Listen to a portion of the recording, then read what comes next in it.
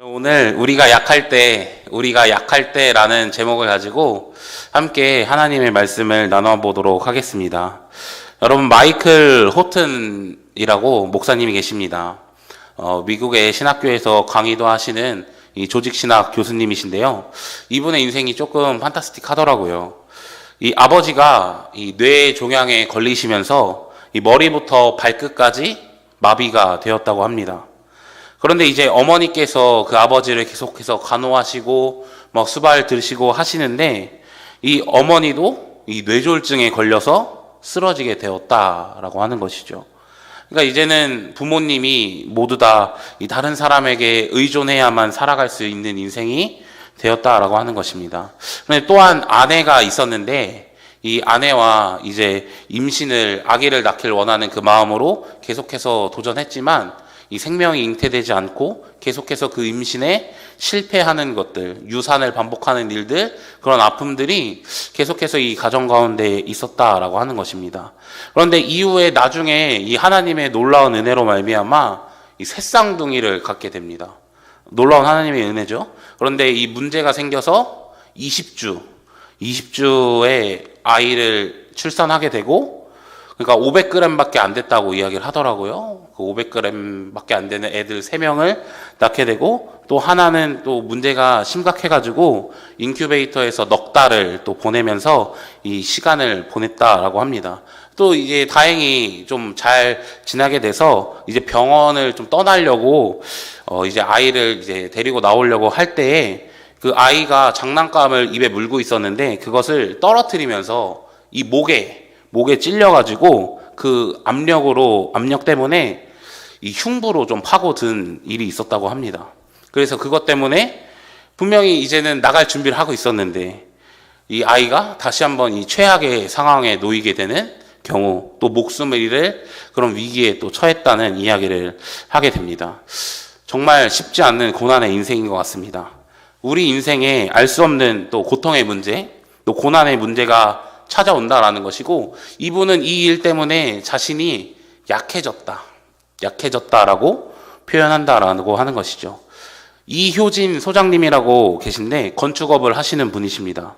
근데 이분도 태어난 지 18개월이 됐을 때 이 연탄 아궁이에서 끓고 있는 그 뜨거운 물이 이 주전자가 이렇게 쏟아지면서 자신의 얼굴과 손이나 이런 데에 다 뿌려지게 된 거죠. 그러면서 얼굴과 손에 3도 화상을 입었고, 그 당시 의사들은 사실 사망 진단을 내리는 게 맞을 거다, 조금만 기다리면 아마 숨이 멎을 것이다 라고 이야기를 했지만, 뭔가 하나님의 놀라운 은혜로 결국 그 어려운 상황을 좀 살게 되고 기적적으로 살게 됐지만, 또 사실 그 흉터와 이런 것 때문에 수많은 고통의 시간을 겪었다라고 하는 것이죠. 초등학교에 입학하니까 이 친구들이 놀리기 시작하는 거죠. 파충류, 괴물, 귀신 막 이러면서 놀리고 그 아픔에 대해서 계속 푹푹 찌르니까 어떤 생각을 하면서 살았겠습니까? 당연히 이 생명을 포기하는 생각들을 계속해서 하게 되었다라는 것이죠. 중학생, 고등학생, 대학생 상관없이 이 사회에 나가서도 그런 시선과 또 그런 아픈 말들 때문에 굉장히 많은 아픔과 어려움과 눈물을 가지고 살았다라는 것이죠. 그 갓난아이에게 찾아온 알 수 없는 이유, 알 수 없는 고난, 그 뜨거운 주전자가 하필 그때 얼굴로 떨어지는 그 일들이, 그리고 그 아기의 예쁜 얼굴을 빼앗아가는 그 일들이 일어났고, 그로 인해 자신은 약해지고 약함의 인생을 살아가게 되었다라고 하는 것이죠. 여러분, 오늘 본문에도 이 고난과 고통의 문제로 인해 약해지는 순간이 찾아옵니다. 이 이스라엘 백성들이 약해지는 순간이 찾아와요.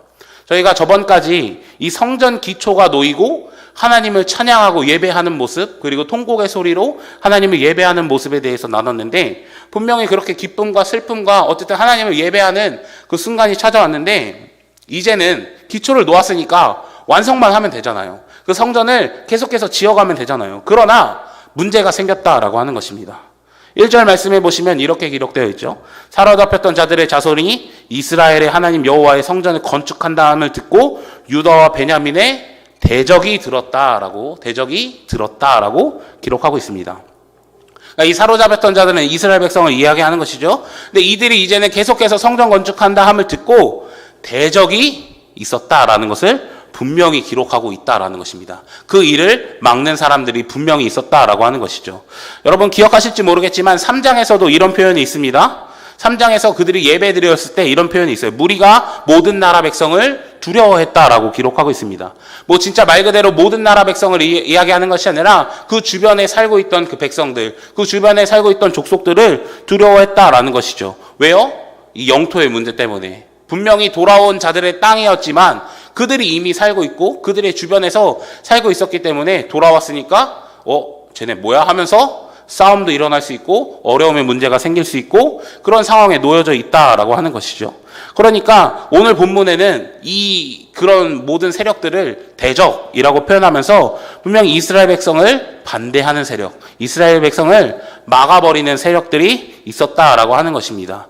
2절에 보면 이들에 대한 표현들이 나오게 되는데 그들은 에살하돈이라는 왕, 그러니까 아수르의 에살하돈이라는 왕에 의해서 강제 이주된 사람이라는 것을 알 수 있습니다. 그런데 이 사람들이 자신들을 표현할 때 이렇게 표현해요. 우리를 이기러 오게 한 날부터 우리가 하나님께 제사를 드렸다라고 자신들을 어필하고 있습니다. 그러니까 나는 예배하는 사람이야. 나는 하나님을 찬양하고 하나님을 높이는 사람이야. 나는 이 예배를 드릴 수 있는 사람이야 라고 이야기한다라는 것이죠. 그런데 이렇게 자신을 어필하고 자신은 예배를 드리는 사람이라고 말하며 요구하는 것이 무엇이냐면 우리도 너네랑 성전 건축하게 해줘. 나도 그 성전 건축하는 일을 하고 싶어. 나도 그 성전 건축하는 일에 참여할래 라고 이야기하면서 나도 그것을 하겠다라고 이야기를 한다라는 것이죠. 그런데 3절 말씀에 보시면 아주 이스라엘 백성들이 단호하게 이야기합니다. 뭐라고 이야기하냐면 너희는 우리와 상관이 없다라고 이야기를 하죠. 너희는 우리와 상관이 없어. 철벽치고 단호박치고 이 선을 탁탁 긋는 것입니다. 그러니까 너네랑 같이 안 해라고 이야기를 하고 있는 것이죠. 근데 여러분 우리가 조금만 생각해 보면 이스라엘 백성의 이 행동을 좀 이해해 볼 수 없을 것 같습니다. 왜냐하면 여러분 내가 해야 될 일이 있는데 그거 누군가 도와준다고 하면 조금 좋은 거 아닌가요? 이 성전 건축이라는 큰 일을 해가야 되는데 큰 공사를 해야 되는데 이거 누가 옆에서 좀 도와주면 좋은 거 아닌가요? 그런데 이들은 그것을 딱 거절했다라고 하는 것이죠. 왜 거절했을까요? 그 사람들에게 문제가 있었기 때문에 그렇습니다. 그 사람들은 어떤 문제를 가지고 있냐? 이 신앙에 대한 문제를 가지고 있다라는 것이죠. 아까도 이야기했지만 이 사람들은 에살하돈이라는 왕을 통해서 이 사마리아에 강제 이주된 사람들입니다. 그러니까 열왕기하에 보면 17장에 사마리아가 함락돼요. 북이스라엘이 망하고 그 사마리아에 함락되는 이야기가 나오게 되는데 여기서 이런 표현들을 하게 됩니다. 24절 말씀부터 보시면 아수르 왕이 있어요. 그래서 이스라엘 자손을 대신하여 사마리아의 여러 성읍에 그 사람들을 막 두게 됩니다. 그리고 그 사람들이 그 땅에 살게 되는데 여호와를 경외하지 않으니까 하나님께서 사자를 보내서 그 백성들을 죽이게 되는 일이 발생해요. 그러면서 이렇게 이야기하는 것이죠. 그 땅의 신의 법을 알지 못하니 하나님을 예배하는 법을 알지 못하니까 그 신이 노해서 우리를 죽입니다 라고 이야기를 했던 거예요. 한 장만 더 넘겨주시겠어요? 그러면서 그 에살하돈이라는 왕이 그럼 그 땅에 내가 알려줄게. 그거 어떻게 하는지 알려줄게 하면서 선지자들을 보내면서 레위인을 보내면서 여호와를 경외하는 방법을 가르치는 것입니다. 그러니까 이방인들에게 여호와를 예배하는 법, 그런 법을 알려주는 거예요. 그러나 각각 민족이 자기의 신들을 만들었다라고 하는 것이죠. 분명히 여호와를 경외하는 법을 가르쳤지만 자신들이 믿고 따르는 신을 계속해서 예배하고 섬기고 우상을 만드는 일을 했다라는 거예요. 그런데 32절에 보니까 그 행동도 하지만 자기가 원래 믿었던 신들도 믿지만 그들은 또 여호와를 경외하기도 했다라는 거예요. 하나님도 믿고 다른 것도 믿었다라고 하는 것이죠. 한 절만 더 넘겨주세요. 그래서 이렇게 기록하고 있는데요. 같이 한번 읽어봤으면 좋겠습니다. 시작. 이와 같이 그들이 여호와도 경외하고 또한 어디서부터 옮겨왔든지 그 민족의 풍속대로 자기의 신들도 섬겼더라 라고 하는 것이죠. 여러분, 이들의 문제가 무엇입니까? 여호와도 섬기고 다른 이방 신들도 섬긴다는 게 문제라고 하는 것이죠. 여러분, 이스라엘 백성 그리고 하나님을 믿고 따르는 자들은 누구만 믿고 따르는 것이죠? 하나님만 믿고 따른다라고 하는 것입니다. 다른 것과 같이 할 수 있습니까? 다른 것과 같이 할 수 없고 하나님만 사랑하고 하나님만 바라보고 그렇게 해야 하는 게 하나님을 믿고 따르는 자들의 모습인데, 지금 이 사마리아에 거주하면서 이 하나님을 예배하는 자들은 하나님만 예배하는 것이 아니라 다른 신들, 자기가 원래 믿던 신들도 예배하는 것이죠. 그러니 다신론적인 신앙, 이것도 믿고 저것도 믿고 그런 사람이랑 이스라엘 백성은 같이 일할 수 없다라고 하는 것입니다. 여러분, 계속해서 이 에스라를 보면 그들이 망한 이유를 우리는 되새겨 볼 수밖에 없습니다. 그들이 왜 망했나요? 우상 숭배라고 하는 것이죠. 조금 더 디테일하게 말하면 혼합주의라고 하는 것입니다. 혼합주의. 분명히 하나님 믿어요. 하나님 예배해요. 그런데 다른 게 조금씩 섞여 있는 것입니다. 분명히 하나님 예배한다 하지만 다른 게 조금씩 섞여 있는 거예요. 이것도 저것도 짬뽕을 시켜버렸다라고 하는 것이죠. 그 혼합주의 때문에 사실 망한 거거든요. 하나님도 따르고 이방 신도 따르는 그런 모습으로 살았기 때문에 그들이 망했던 것입니다. 그런데 그들이 다시 한번 돌아오게 되고 회개하며 다시 한번 통곡하며 하나님만 바라보겠다고 결정했을 거 아니겠습니까? 그러니 그런 것들을 다 끊어버린 거죠. 이스라엘 백성의 목적은 분명합니다. 성전을 짓는 것이죠. 근데 이 성전은 누구의 성전입니까? 그냥 이방 신들의, 아니면 마롯두개, 아니면 바알의 성전입니까? 아니요. 이스라엘 하나님 여호와의 성전이라는 것입니다. 그 하나님의 성전을 짓는 것이기 때문에 다른 것을 믿는 자들, 다른 신을 섬기는 자들과 함께 할 수 없다라고 이야기하는 것이죠. 그래서 야, 우리 너네랑 못해. 우리끼리 할 거야 라고 딱 선을 긋는 것입니다. 그러니까 그들이 어떻게 하게 되냐면 4절 5절 말씀 보시게 되면 이렇게 기록되고 있습니다. 이로부터 그 땅 백성이 유다 백성의 손을 약하게 하여 그 건축을 방해하되 바사왕 고레스의 시대부터 바사왕 다리오가 즉위할 때까지 관리들에게 뇌물을 주어 그 계획을 막았다라고 기록하고 있습니다. 여러분, 손을 약하게 했다라는 의미가 힘을 없게 만들고 이 사기 시기를 떨어뜨리고 그들이 할 의지를 없애버렸다, 이런 의미를 가지고 있습니다. 그러니까 성전 공사를 못하게 만든 것이죠. 그리고 여러분, 히브리어에 보면 이 손은 권능을 이야기합니다. 그러니까 이 권능, 뭔가 해야 되는 그 힘을 아예 없애버렸다라고 한 거예요. 그런데 어떻게 했습니까? 뇌물을 주는 일을 통해서. 고위 관리직들에게 뇌물을 주는 일을 통해서 그들이 성전 공사를 아예 못하게 그냥 막아버렸다라는 것이죠. 외부의 대적들, 그들의 방해 때문에 손이 약해져 버렸고 공사를 할 수 없게 되었고, 그 상황이 고레스부터 다리오 때까지 이루어졌다라고 하는 것입니다. 우리 청년 여러분은 성경 많이 아시나요? 페르시아 왕의 순서를 혹시 알고 계실까 궁금한데 한 장 보여주시겠어요? 페르시아 왕 순서. 여러분 보시면 우리가 잘 아는, 아까 이제까지 계속 이야기했던 고레스라는 사람이 나옵니다. 그다음 캄비세스라고 있는데 성경에 나오진 않아요. 그래서 잘 몰라도 됩니다. 그리고 다리오 때까지 성전 공사가 지금 멈췄다고 했습니다. 그러니 다리오는 중요할까요, 안 중요할까요? 굉장히 중요한 사람입니다.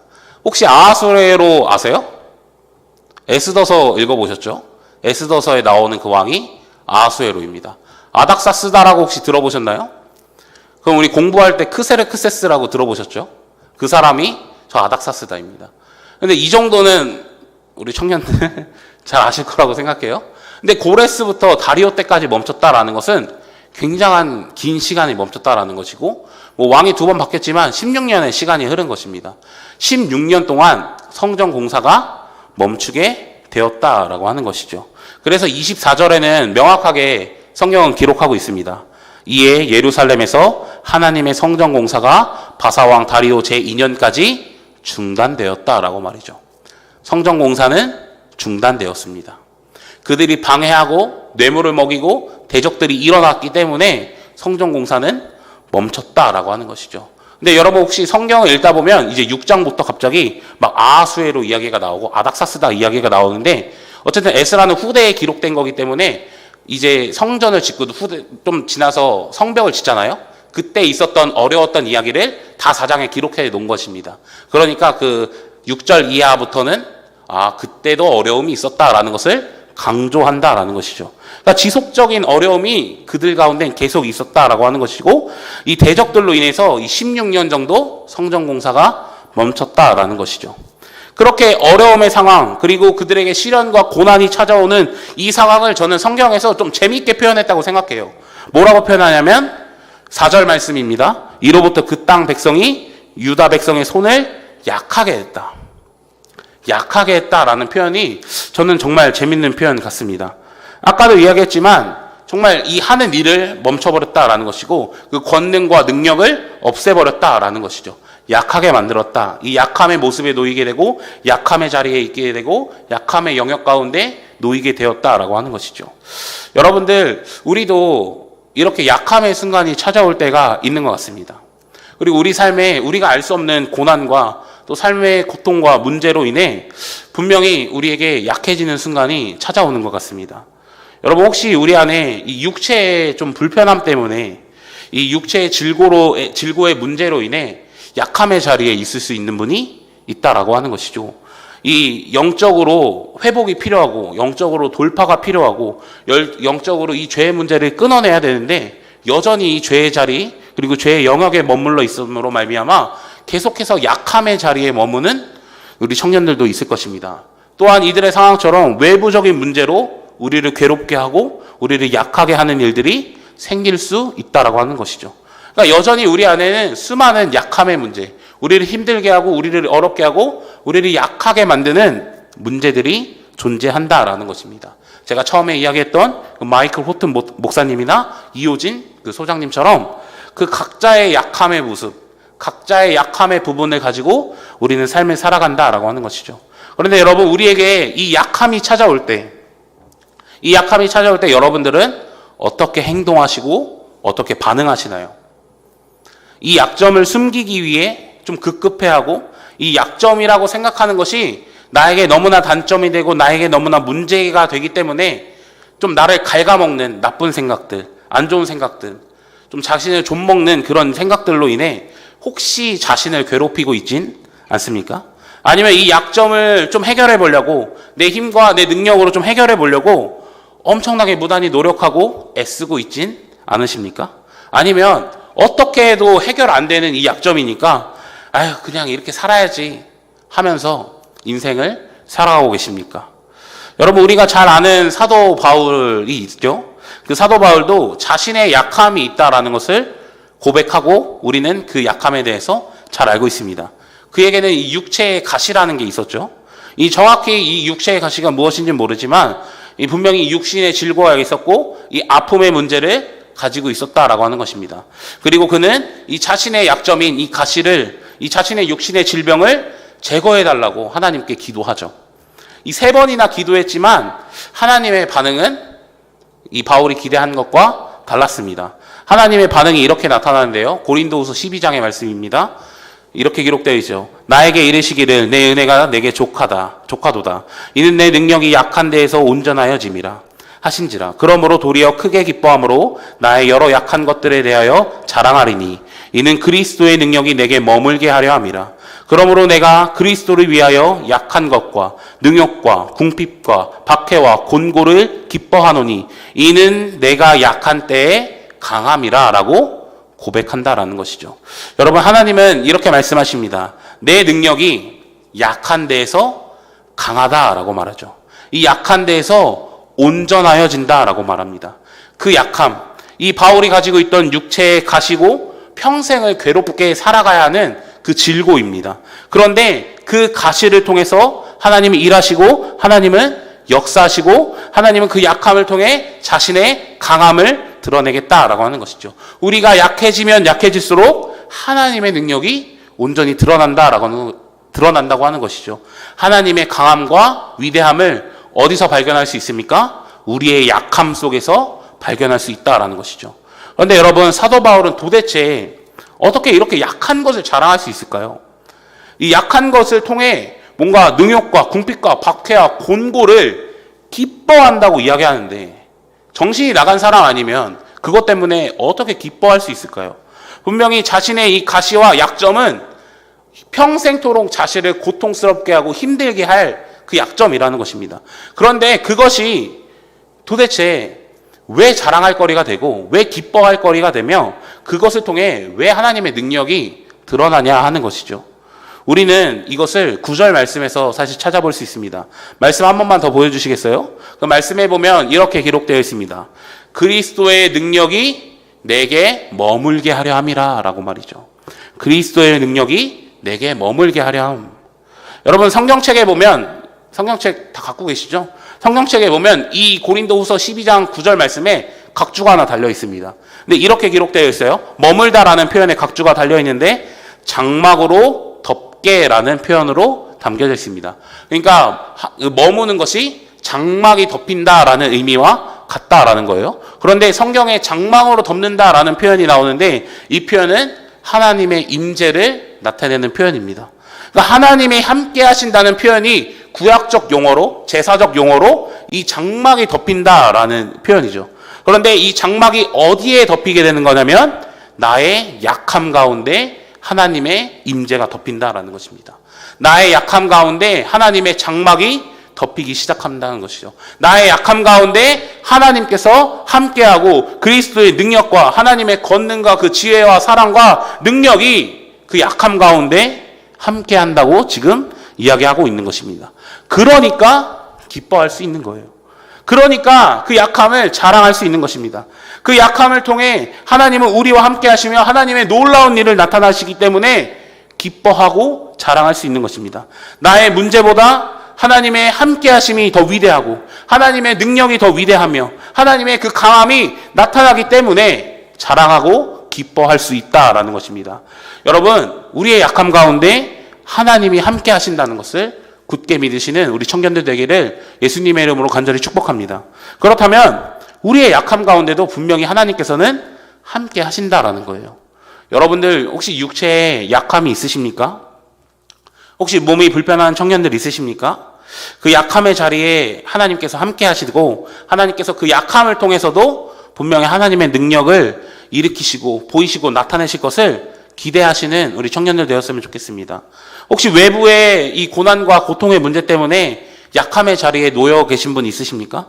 내 삶에 왜 이런 일이 일어났을까 알 수 없는 그런 고난과 그런 고통의 문제라고 할지라도 그 대적의 세력이 일어나는 그 순간에라도 하나님은 강하시고 하나님은 우리의 약함 가운데 함께 하시며 자신의 능력을 보이신다는 것을 여러분 굳게 믿으셨으면 좋겠습니다. 여러분 혹시 영적으로 문제가 있으십니까?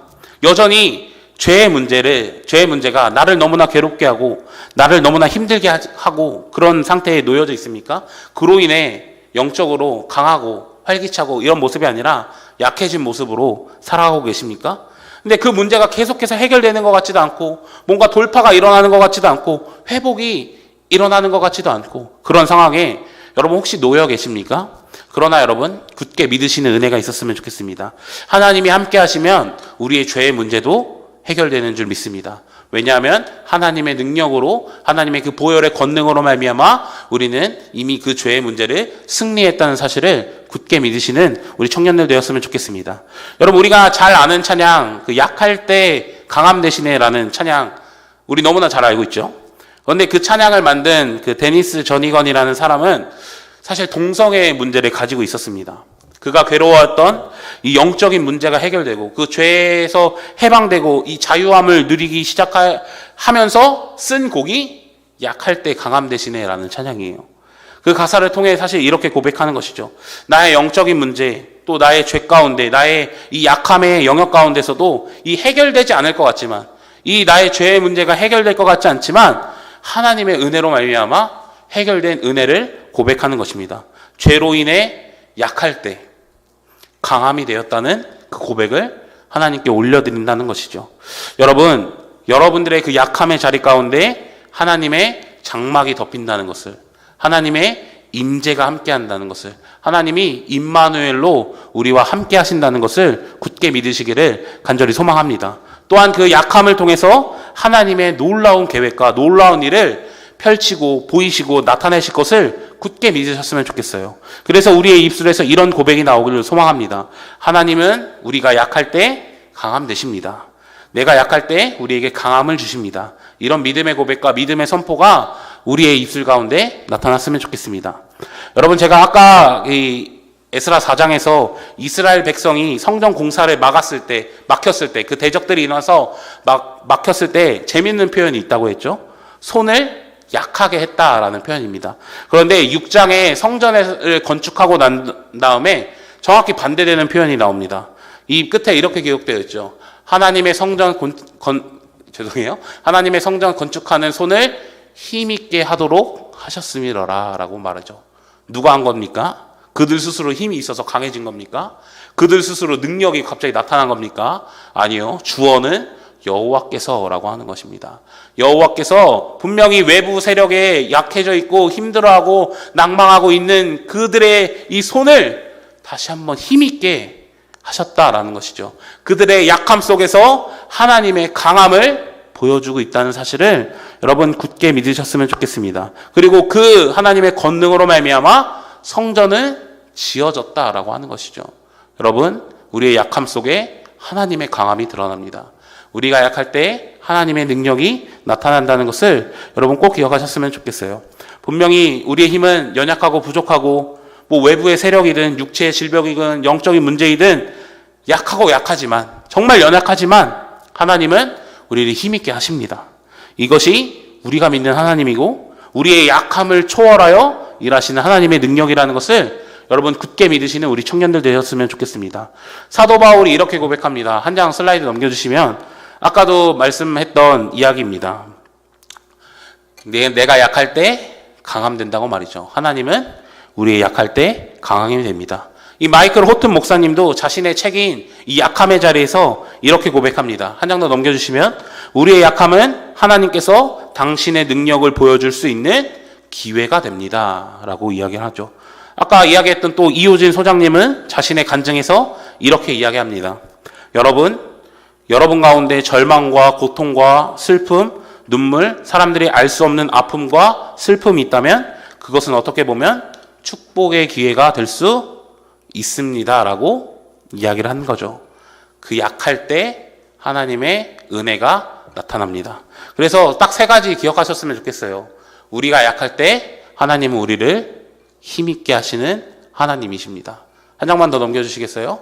우리가 약할 때 하나님은 우리와 함께 하시는 하나님입니다. 한 장만 더요. 우리가 약할 때 하나님은 자신의 능력을 보이시는 하나님이라는 것을 굳게 믿으셨으면 좋겠습니다. 그래서 그 하나님을 바라보고 좀 의지하셨으면 좋겠어요. 계속해서 자신의 약점을 묵상하고 자신의 약점에 시선을 고정하는 것이 아니라 나의 약점보다 그리고 나의 약점을 이용해서 하나님의 능력을 보이실 그 하나님께 우리의 시선을 고정하며 나아갈 수 있는 우리 청년들이 되셨으면 좋겠습니다. 그래서 나의 삶을 통해 분명히 나의 부족한 약점이 나를 끊임없이 괴롭히고 힘들게 할 수 있지만 이것을 통해 하나님은 분명히 일하신다. 이것을 통해 하나님은 하나님의 계획을 이루어 나가신다. 이것을 통해 하나님은 하나님의 그 강함을 보이신다라는 그 굳센 믿음 가지고 우리의 약점을 주님께 맡겨드리며 나아가는 우리 청년들 되시기를 예수님의 이름으로 간절히 축복합니다. 기도하겠습니다.